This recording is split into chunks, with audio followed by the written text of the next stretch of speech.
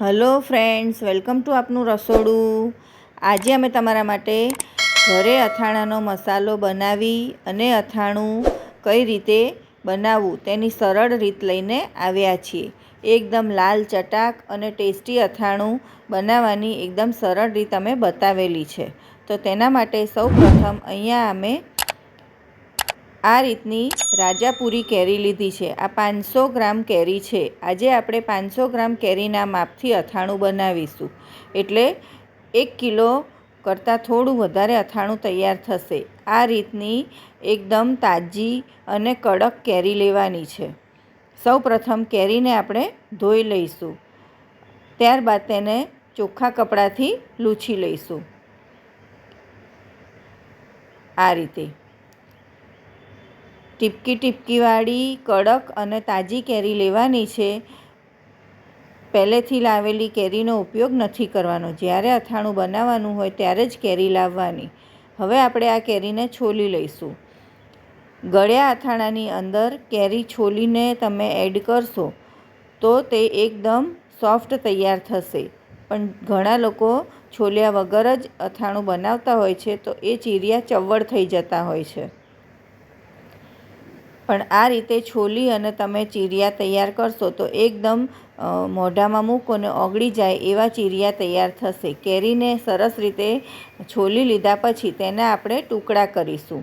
આવી રીતે બહુ મોટા પણ નહીં અને એકદમ નાના પણ નહીં, એવા ટુકડા આપણે તૈયાર કરવાના છે, મીડિયમ સાઇઝના.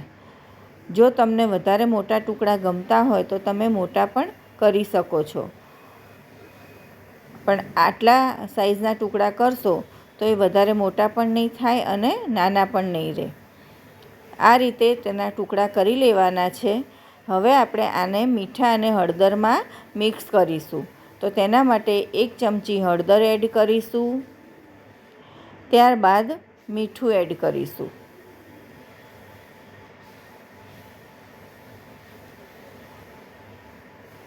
અત્યારે મેં 2 મોટી ચમચી જેટલું મીઠું એડ કર્યું છે. હવે આપણે આને બરાબર મિક્સ કરી લઈશું અને ઢાંકી 24 કલાક માટે રહેવા દઈશું. 24થી 30 કલાક માટે આ ચીરિયાને આપણે મીઠા હળદરમાં રાખીશું અને દિવસમાં 2 કે 3 વખત તેને આ રીતે હલાવવાના. એટલે એમાંથી બધું જ મીઠા હળદરનું પાણી છૂટું પડી જશે અને ખટાશ દૂર થઈ જશે. ચીરિયા એકદમ સોફ્ટ થઈ જશે. આ રીતે મિક્સ કર્યા પછી ઢાંકી અને તેને રહેવા દઈશું આપણે. ઘણા લોકો આ ચીરિયાને 2 દિવસ સુધી પણ મીઠા હળદરમાં રાખતા હોય છે. જો તમારે એકદમ સોફ્ટ ચીરિયા જોઈતા હોય તો તમે 2 દિવસ પણ રાખી શકો છો. અહીંયા અમે 24થી 30 કલાક માટે રાખ્યા હતા. તમે જોઈ શકો છો ચીરિયા પણ આપણા સોફ્ટ થઈ ગયા છે. આ રીતે તોડો અને તૂટી જાય એટલે એકદમ સોફ્ટ થઈ ગયા એવું સમજવાનું. તેની અંદરથી મીઠા હળદરનું પાણી પણ છૂટું પડી ગયું છે.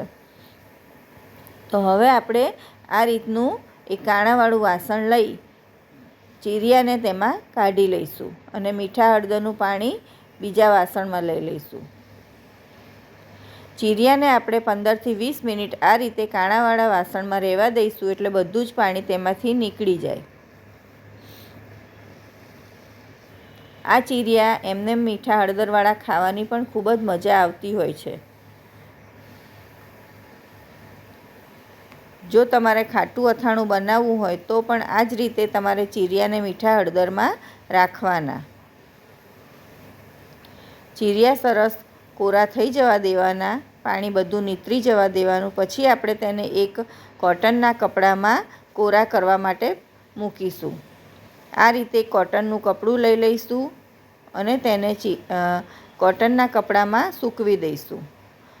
આ ચીરિયાને તડકામાં સૂકવવાની કોઈ જરૂર નથી. એમનેમ જ તમે ઘરમાં સૂકવી શકો છો. 5થી 6 કલાક માટે આ ચીરિયાને આ જ રીતે સૂકવવા દેવાના, એટલે તેમાં રહેલું બધું પાણી સુકાઈ જશે. પંખા નીચે નથી રાખવાના, એમનેમ જ સૂકવવા દઈશું. પંખા નીચે જો તમે ચીરિયા રાખશો તો તે ચવડ થઈ જશે. મેં અત્યારે પ્લેટફોર્મ પર જ તેને સૂકવવા મૂક્યા છે.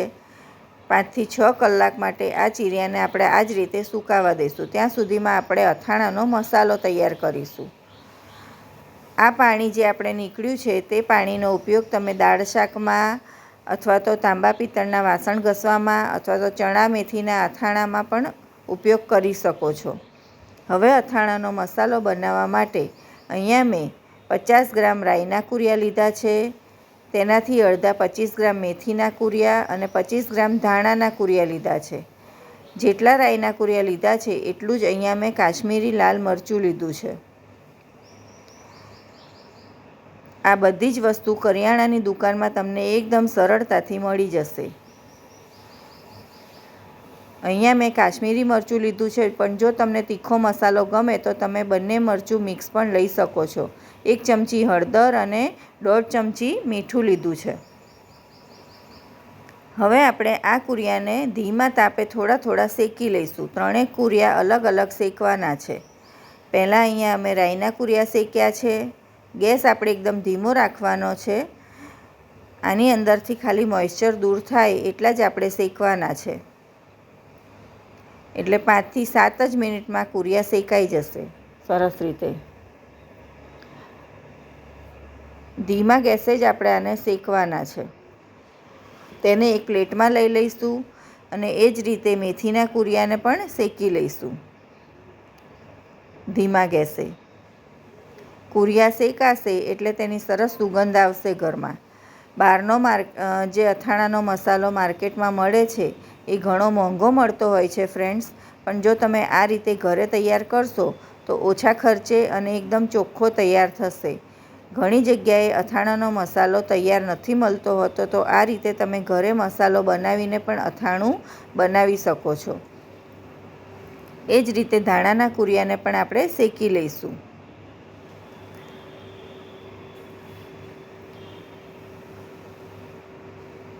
ભેજવાળા વાતાવરણમાં જે રીતનું અથાણું બનાવાતું હોય છે એકદમ ઘટ, એ રીતનું અથાણું આજે આપણે બનાવવાનું છે. 3 કુરિયા શેકાઈ ગયા છે અને ઠંડા પણ થઈ ગયા છે. હવે આ કુરિયાની સાઈઝ થોડી મોટી છે, તો આપણે તેને મિક્સરના જારમાં થોડી ક્રશ કરી અને મીડિયમ સાઈઝની કરી દઈશું. બીજી બાજુ તેલ પણ આપણે ગરમ કરવા મૂકી દઈશું. તેલ એકદમ સરસ ગરમ થાય, ધુમાડા નીકળે એવું ગરમ કરવાનું છે. કુરિયાને પણ આપણે મિક્સરમાં ક્રશ કરી લીધા પછી આ રીતે પાથરી દેવાના છે. મિક્સરમાં એકદમ ભૂક્કો નથી કરવાનો. પલ્સ મોડ ઉપર ચાલુ બંધ કરીને ફક્ત 2 જ વખત તેને ફેરવવાનું છે અને આ રીતનું ક્રશ કરવાનું છે. તમે જોઈ શકો છો આપણે એકદમ તેનો પાવડર નથી કરી નાખ્યો. પહેલાં આપણે રાઈના કુરિયા પાથરીશું, પછી મેથીના કુરિયા પાથરીશું, ત્યારબાદ ધાણાના કુરિયા પાથરીશું. આ રીતે વચ્ચે આપણે હિંગ મૂકીશું. ઘણા લોકો આ મસાલાની અંદર હળદર પણ નાખતા હોય છે. વરિયાળી મૂકીશું 2 ચમચી. તમને આની અંદર મરીના દાણા ગમતા હોય તો તમે મરી પણ નાખી શકો છો. હિંગ મૂકીશું. વરિયાળીનો ટેસ્ટ ગળ્યા અથાણામાં ખૂબ જ સરસ આવતો હોય છે. હવે આપણે તેલ નાખીશું. તેલ થોડું ઠંડુ થાય પછી જ એડ કરવાનું. આ રીતના બબલ્સ થવા જોઈએ. ત્યારબાદ તેને તરત જ ઢાંકી દઈશું. બીજી બાજુ 500 ગ્રામ કેરીની સામે અમે અહીંયા 500 ગ્રામ ગોળ લીધો છે. તેને ઝીણો સમારી લેવાનો. ગોળ તમે ઝીણો સમારશો એટલે તે ફટાફટ ઓગળી જશે. અહીંયા આપણો મસાલો પણ ઠંડો થઈ ગયો છે અને સરસ સુગંધ આવવા લાગી છે. તો હવે આપણે તેની અંદર લાલ મરચું એડ કરીશું. મસાલો ઠંડો થાય પછી તેની અંદર મીઠું અને મરચું એડ કરવાનું. મીઠું પણ આપણે શેકીને જ લેવાનું છે. ચીરિયાની અંદર થોડું મીઠું નાખ્યું હતું વધારે, એટલે અમે મસાલામાં મીઠું થોડું ઓછું નાખ્યું છે. તમે આની અંદર 2 ચમચી જેટલું મીઠું પણ નાખી શકો છો.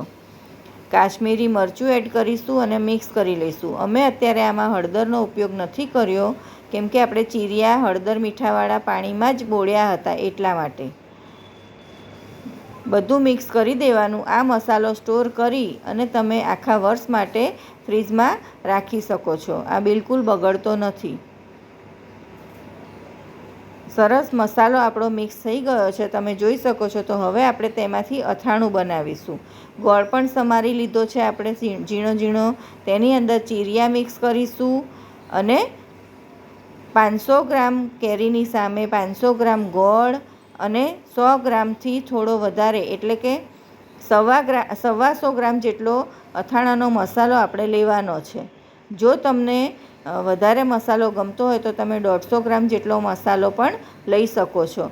પણ આટલો મસાલો એકદમ પરફેક્ટ છે ફ્રેન્ડ્સ. હવે આ રીતે બધું મિક્સ કરી લેવાનું. પછી જેમ જેમ ગોળ ઓગળશે એમ આની અંદરથી તમને રસો દેખાશે.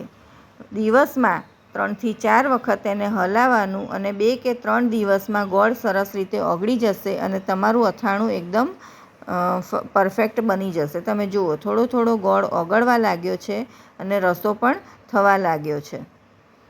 આ જ રીતે દિવસમાં 2 કે 3 વખત એને હલાવવાનું અને ઢાંકી અને રહેવા દેવાનું. અથાણું જ્યારે પણ તમે બનાવો ત્યારે સ્ટીલના વાસણમાં અથવા કાચના વાસણમાં જ બનાવવાનું. પ્લાસ્ટિકના કે એલ્યુમિનિયમના વાસણનો ઉપયોગ નહીં કરવાનો. સરસ ગોળ ઓગળી ગયો છે, તમે જોઈ શકો છો અને રસો પણ એકદમ સરસ જાડો તૈયાર થયો છે. આ રીતનું અથાણું તમે ભેજવાળા વાતાવરણમાં રહેતા હોય ત્યાં તમે બનાવો તો બિલકુલ બગડશે નહીં. હવે તેલ ગરમ કરેલું જે હતું એ તેલ આની અંદર આપણે એડ કરીશું. એ તેલ એકદમ ઠંડુ થઈ ગયેલું હોવું જોઈએ. આની અંદર આપણે 100 ગ્રામ જેટલું તેલ એડ કરવાનું છે. જે લોકોને ઘટ રસાવાળું અથાણું ગમતું હોય એ લોકો આ રીતે વધારે મસાલો નાખી અને બનાવી શકે છે. આના પહેલાં બહારથી રેડીમેડ અથાણાના મસાલામાંથી અથાણું કઈ રીતે બનાવવું તેની રીત પણ મેં મૂકેલી છે, તો તે પણ તમે જોઈ શકો છો મારી ચેનલ પર. ગુંદા કેરીનું ખાટું અથાણું, તડકા છાયાનો છુંદો આખા વર્ષ માટે કઈ રીતે બનાવવો, ઇન્સ્ટન્ટ અથાણું, એ બધાની રીત મેં મારી ચેનલ પર મૂકેલી છે, તો તેની લિંક હું ડિસ્ક્રિપ્શન બોક્સમાં આપી દઈશ. આ અથાણું આપણું 1 કિલો કરતાં પણ થોડું વધારે તૈયાર થશે. જો તમે આ રીતનું માપ લેશો તો પરફેક્ટ માપ સાથે તમે અથાણું તૈયાર કરી શકશો અને એકદમ ટેસ્ટી તૈયાર થાય છે. લાલ ચટક આખું વરસ એવું ને એવું રહે છે. આપણે ઘરે અથાણું મસાલો તૈયાર કર્યો છે છતાં પણ તેનો કલર તમે જોઈ શકતા હશે એકદમ સરસ આવ્યો છે. તમે કોઈને આપશો તો ખબર પણ નહીં પડે કે આ મસાલો તમે ઘરે તૈયાર કરેલો છે. તો ફ્રેન્ડ્સ, તમને અમારી આ અથાણાની રીત કેવી લાગી તે અમને કમેન્ટ કરીને જણાવજો.